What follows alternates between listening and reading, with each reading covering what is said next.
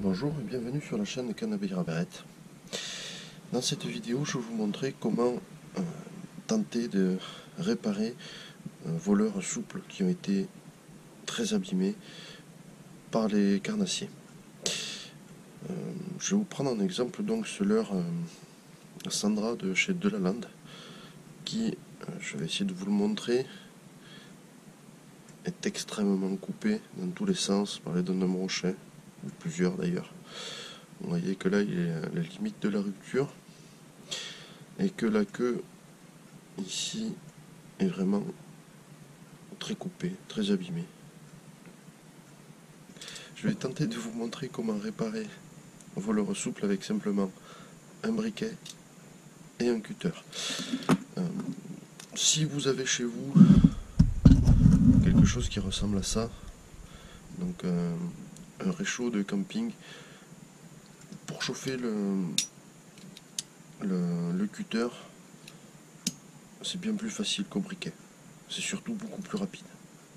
Donc si vous avez ça, n'hésitez pas à l'utiliser. Donc moi je vais utiliser le réchaud de camping, c'est quand même plus simple. Vous pouvez exactement le faire de la même façon au briquet, mais c'est beaucoup plus long. Donc il suffit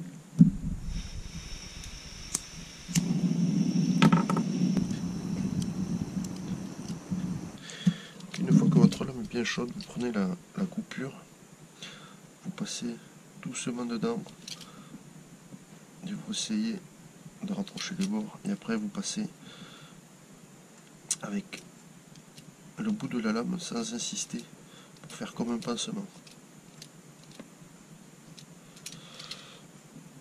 Bien sûr, quand c'est coupé des deux côtés, vous faites la même chose de l'autre côté, mais juste en bas, c'est plus assez chaud. Mais par contre, il faut que votre lame soit extrêmement chaude.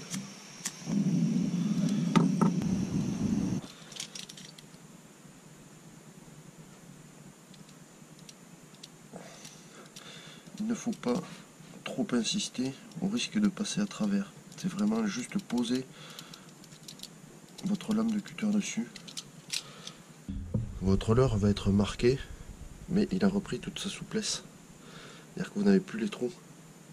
Comme vous pouvez le voir, le trou a disparu. De l'autre côté, c'est pareil.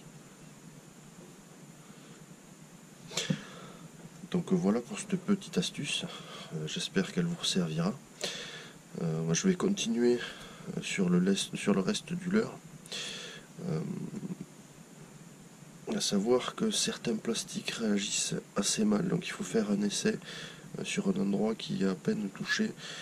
Certains plastiques ne se recollent pas, ils fondent. Donc à vous de faire des tests juste avant sur un petit coin, voir si vous pouvez utiliser cette technique. Sinon vous pouvez utiliser de la colle type Bandit ou Savage Fix, il me semble qu'elle s'appelle celle de Savage.